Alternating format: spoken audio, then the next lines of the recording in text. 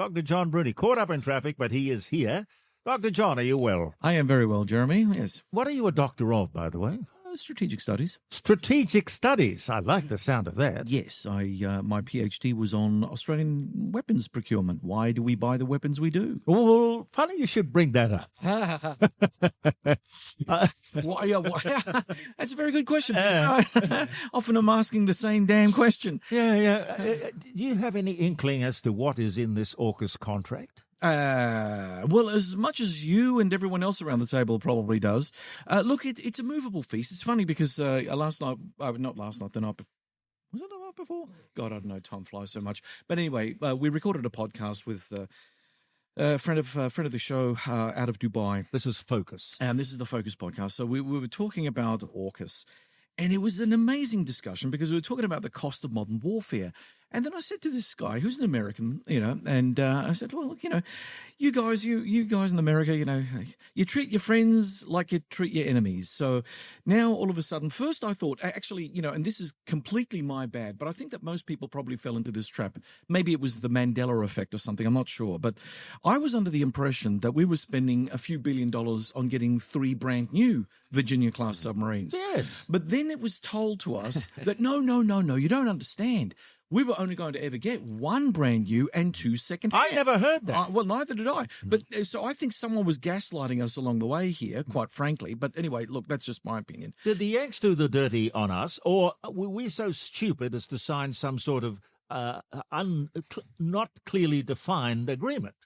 Yes, Jeremy, you're correct. Why did we sign that agreement? Because we're stupid and because our defence acquisition... Look, I wrote my PhD in defence acquisition back in the 1990s, the early 1990s, and I was tracing why we buy the weapons we do from 1963 to 1996, which is really the big first wave of modernisation that we had in the ADF, moving away from British systems, moving into continental European and American systems in a big way.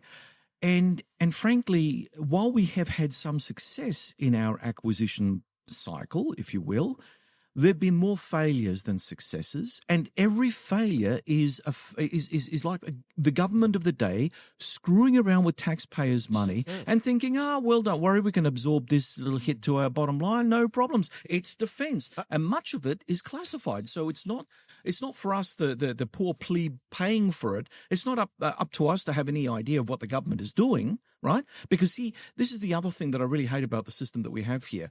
We classify literally everything. Whether it's military or non-military, we just want to classify it because we know that there are a bunch of dunderheads somewhere in Canberra mucking around, I don't know, looking at Pornhub. I don't know what they're doing, but they're getting great wads of money from us poor schmoes out in the community. We're paying for service, and the return on investment simply isn't there. If we were to add up the litany of defence acquisition failures from World War II to today, we'd be probably cruising into hundreds of billions, if not $1 trillion. Nobody goes to jail. Nobody goes to jail. Well, no one's accountable because the system protects those who make the decisions, both politically and policy-wise. Who ordered the Sea Sprite? Oh God, I can't off the top of my head. You remember the Sea Sprite? But what it was a Liberal Party thing at that time because look, they're all the same. They're all the same. In that sense, you can honestly say we've got a political class of clowns on both sides, and they treat you, the average consumer, as the mugs that you are. Why not bring you in as an expert and get some advice from you? Fat chance. Well, fat chance. What about the Taipan? The Taipan was just another... Fell out of the sky a lot. I can talk about what was the first landing helicopter pad ships, the Manura and the Canimbla, before we got the Spanish flat tops, right? And the Spanish flat tops, they were okay. The Navantia ships aren't too bad. The air warfare destroyers aren't too bad. But we're not talking about the things that aren't too bad, because even the things that aren't too bad tend to slip in time, tend to slip in budget. So therefore, over a period of time, you're promised to only pay so much for an item, but you end up paying at least twice, if not 3 times. So the money's obviously going to those in need in the system, creating the space for themselves. Yeah. Right? Well, if what was the deal for the AUKUS submarines? It was 60 billion? $360 billion. You know how much we've already spent? Yeah, I know. We've taken suitcases of money over there already. $5.6 billion. And we've as got nothing. The latest, and we've got absolutely bloody nothing for it. Why would we hand over anything and find ourselves with this rubbery arrangement that can change by the day? Because we're stupid, Jeremy. It's really that simple. Look, Peter, legally speaking, you're absolutely right. Yes. They've got smarter lawyers. Yeah. They've got smarter lawyers and better negotiators. Oh. And unfortunately, there are people who are good salesmen and there are people who are good negotiators. Okay, well, politicians aren't. Okay, well, if the opposition can't hold these guys to the deal, sorry, we didn't sign up for this. I'm assuming the opposition would get a look at this deal before it was signed off on. Oh, yeah. It's all bipartisan, Jeremy. But Peter raises an interesting point here because you kind of think to yourself, okay, they've got better lawyers, blah, blah, blah, and all. Yeah, everyone's protected and it's all a nice, cozy arrangement. But where do we get most of our politicians from, both Liberal and Labor? From the legal community. You would think, I mean, it's an irony, right? Yeah. You would think with all that smartness that we have in Adelaide and Canberra and Perth and Hobart and Sydney, that all of these people would be so smart that they would not let their country walk into I don't want to say the word trap, right? Yeah. I've got to say something. Earlier on, I mentioned that I'm related to about 7 different lawyers, right? And they're all, each one of them, a specialist in their field. But you ask one of them about the other field, they have no idea, right? Years ago, I was doing a business and I went to the lawyer who was in the office next door and I said, can you do this for me? He said, yeah, of course. I thought a lawyer was a lawyer. This was a long time ago. And the lawyer said, yeah, we do those sort of contracts. Yeah, we'll do that. And he wrote up a contract. I reckon he just pressed the button on his machine and it used to just print out a standard contract. But what happened was I read the contract myself and not being a total layman. And I thought, this is bloody ridiculous. And I went and confronted him. No, not only that. Later I found out, he was a divorce lawyer. He had no idea on contract law. AI is going to change all of that because lawyers. Some of these lawyers are really good, and like I said, the politicians might be good at that particular field. They don't understand the negotiations of how to negotiate. They don't understand of budgeting down. They'll say, how much you want? Yeah, all right. Oh, what about this? What about that? They partly negotiate, right? But they don't know how to be a salesperson to sell it down, right? They just buy at whatever price is declared. Peter's absolutely correct here, but there's another thing at stake, and that is how we view ourselves in the world. Now, as a junior partner to the United States who knows their place, we will not stick up our head over the parapet and challenge the Americans legally, ethically, or morally on anything. Why? Because they're the big guys. They're the guys that we want charging over the Pacific to save our bacon whenever we want them to do so. This is the price that we pay. So, yes, there's all of the things that Peter says. Layer that on top of our small-minded view of where we are situated in the relationship with the United States. And there is your catastrophe. It is, look, I will tell you, hand on heart, so long as the system maintains itself, and it will, it doesn't matter who ends up being in government, we will end up having the same sorts of episodic catastrophes in defence acquisition moving forward because we don't learn the lesson. Oh, and by the way, in defence itself, there is no corporate memory. There is no group of specialists who know the defence acquisition book. I wrote one, but I don't know how many people read it. The fact of the matter is that you have a bunch of people who come in. We've got an undermanned defence force. Most of those people in uniform are wearing about 3 or 4 different hats, meaning they've got 3 or 4 different responsibilities at any one given point in time. Then there is the slippery slope that they're trying to climb up at the same time. Acquisition is not sexy. Flying a jet fighter is sexy. Acquisition may save the taxpayers a lot of money if it's done correctly. That's not the sexy part of defense. The sexy part, drive a ship, drive a tank, drive a plane. That's what I'm interested in. And then when you get into the golden age of your retirement, you get whisked away to the United States or some beautiful European capital to act as a defense attaché somewhere or to work in defense industry.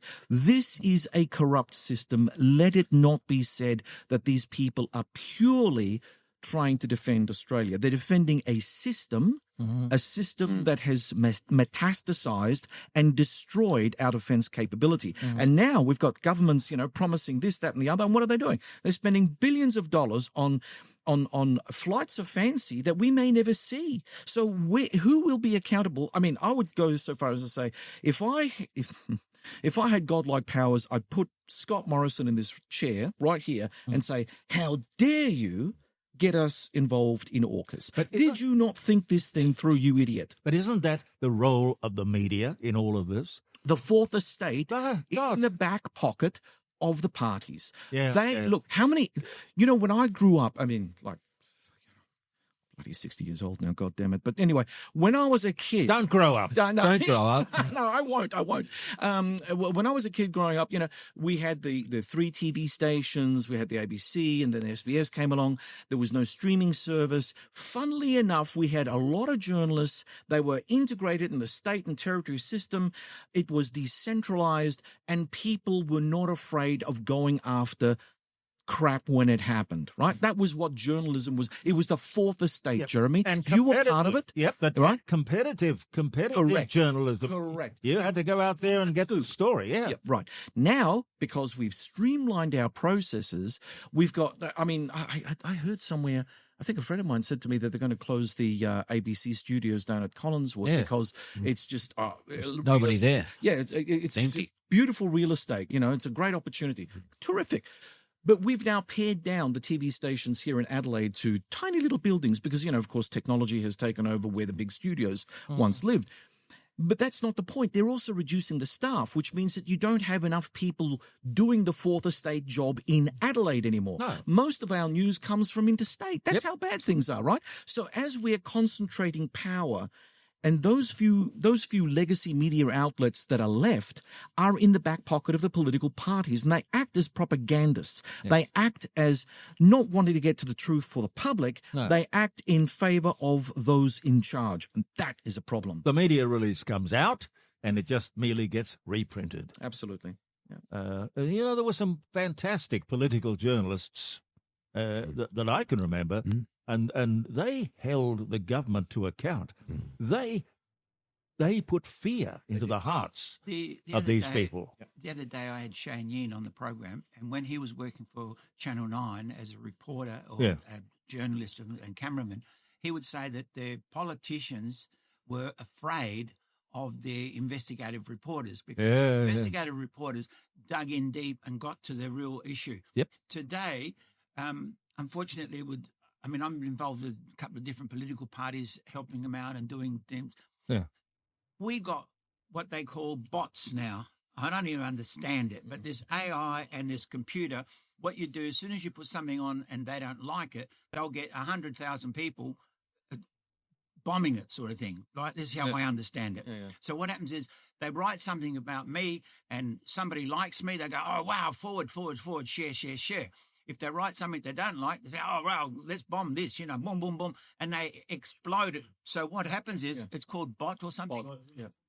Yeah, it's called bot. Yes. And what happens is somebody wrote something about a very, very good friend of mine and put it on their webpage, right, where they're working. The other day, somebody saw that and put a really, really nasty comment about it and brought up something from the past and said, did you know this person did this and this? And this person weared their pants when they were at school. So there's every other person that don't always admit it, but they did it. And all of a sudden they're saying things like that just to make it look bad. Now, with the political parties at the moment, there is one political party in Australia that's become number one. All of a sudden, over the top of all the others. Yep. That's all done through bots. And you check it out. So many of these AI things now are false stories. They put up a story and all of a sudden it gets flooded to all the members, and yet it wasn't correct. there's no such thing as investigative journalists anymore, or prove your story. Yeah. Yeah, you just put it up and all of a sudden Okay. everything goes. That's what happens with a lot of things in Australian politics. That's what happens with world politics. And unfortunately, that's why we make a lot of bad decisions. Yeah, well, I can't believe that Richard Marles, the Deputy Prime Minister and Defence Minister, can look down the barrel when journalists, I imagine, standing around and just say, "Oh, didn't we tell you?" Yeah, that's right. Gaslighting. Yeah, That's all it is. well, didn't we tell you? Oh, and then he says, "Oh, this is all very good. It's exactly what we want." You're all going to plan, Jeremy. Why would we want hand-me-down submarines when we're paying top dollar for the state of the art? How many miles have these submarines done when we get them? Good question. And also there's a little thing called maintenance on old boats, right? Yeah. Now, at the moment, there's a controversy over something called the life of type extension on the old Collins class submarines, because of course it's going to take an indeterminate amount of time for the Americans to work out whether they're going to give us the 3 boats, right? Even though we've already paid up front for them, right? And then there is also a huge question mark as to whether SSN AUKUS will ever get off the concept table, right? So, I mean, we're looking at about 2040, they say, but that's a conservative estimate. I'd say 2060 is probably more likely because, of course, American shipbuilding is in the toilet, but the British shipbuilding, the thing that's actually going to be the nub of the SSN AUKUS, is so far behind the Americans, and the Americans are bad, and we're putting all our faith in 2 countries that used to be good at building ships and submarines that aren't that anymore. Yeah. Well, why don't we learn the art of the used car salesman? Look, we've got 5 Collins class. They're great submarines. We're going to trade these in. Mr. Trump, would you take these 2 submarines as full payment for 1 Virginia class? That's a deal. That's a good deal. Now, because that's what he's doing to us. He's saying, here are these old submarines, and you're going to pay for them as if they were new, but they're just as good as new. Well, we don't know. No, we don't know. Just like we didn't know that we weren't getting 3 new Virginia submarines, we don't know how old these ones are. Why don't we go back to you? It's not going to be that. You remember when you ran that Sub Summit back in 2015? the summit down at the convention center, and it was clearly we had the Japanese were there, French, I think the Germans, and the Japanese. Correct. And I think you opted for The Japanese. the Japanese. Correct. Why don't we revisit that? Well, look, I think there would be a great plan B to all this disaster that's about to swamp us, but I think that the politicians may have something to say about that.